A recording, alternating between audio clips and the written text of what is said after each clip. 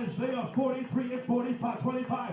I am he that will not come of us under. I am he that blotted out your transgressions and will not remember your iniquities. For my name's sake, anybody in here had God forgive you? He said, though your sins may be red as scarlet, I'll make them white like snow. God will forgive. Hallelujah. And I'm there. But not only will God forgive, but God restores. And please pay attention to this. Restoration in the biblical sense is not what we think. Restoration is not bringing you back to where you were. You can never go back to where you were. Does anybody here know you can't go? You know why you can't go back? Number one, you can't go back because you come too far. You can't go back because you're going too deep. You know what it means by you can't? You're going too deep. Some of us know that we've gone deep into the enemy's camp. How can you go back to where you were? Because you had more knowledge than you had before. Somebody praise him. You got more knowledge even of what evil can do to you. You have more knowledge of how the enemy can tempt you. You've got more knowledge about how the enemy, hallelujah, can trip you up. But then you got more knowledge of how much power God has. And you know why the enemy's trying to stop you? Because you got away. It was like you were an undercover agent. It was like you were undercover. It was like it was like you were sent down into a mission, but you really weren't. We found ourselves in the clutches of the enemy. And when he was using us, he used us good. But somebody praise him. Come on, talk to me. Before you got out there, you didn't know what a crack house looked like. But now you know what a crack house looks like. You know what a drug deal looks like. You know what it's like to be high.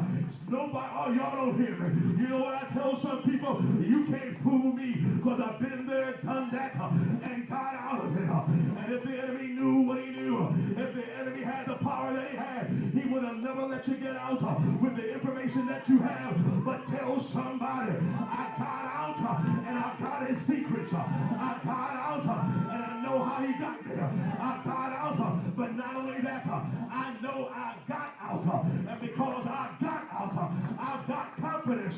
Because I got out, I've got power. Because I got out, I've got strength. I know now that God is able. Sometimes, come on, talk to me. Sometimes it does you good to go to the brink of death. Because when you come out of it, you come up knowing you got no power anyhow. Because if you could have killed me, you would have.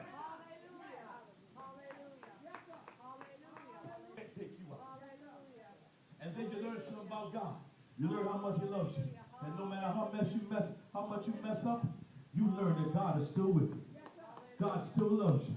You learn that God still has power. Because someone talk to me. You learn more about his power.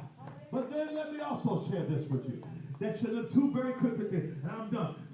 Restoration doesn't mean just going back. But actually there's a word in the Hebrew for restoration. Shalim, which means as God originally intended. In other words, when God restores us, he brings us back to the place, not even that we were, but the place he originally intended for us. In other words, God has a blueprint, and he restores us back to the blueprint. He makes us, in fact, something we never really were. I wish you all to hear me. Even when you get saved, he does that. But 2 Corinthians 5:17 says, therefore, if any man be in Christ, he is a new creature. The word there literally means new creation. It is as if you never existed before. That when you come to Christ, he makes you something you never were.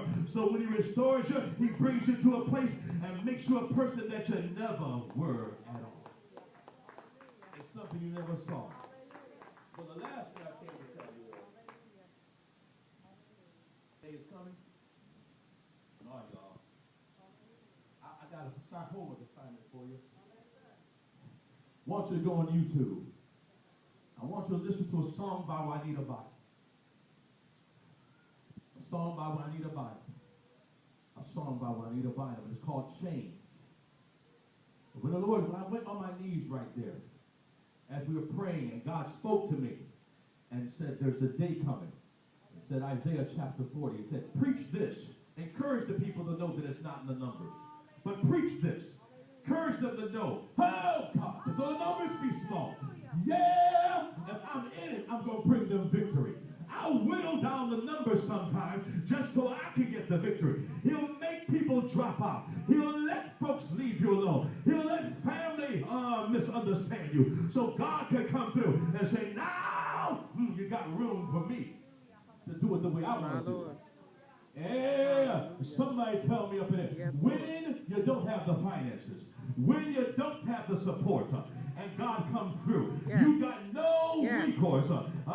You better take it. You might have thought it was you, my God, if you had the money still in the bank. You might have thought it was you if you could go to Aunt Sally or Mama or Daddy. You might have thought it was you. But when you know that Mama and Daddy are gone, and Aunt Sally ain't going to loan it to me, and other folk will leave you alone, and then you'll watch God come through and begin to give you a strategy, and God make your money stretch, and God begin to order your steps. And he does more than you even thought he was going to do.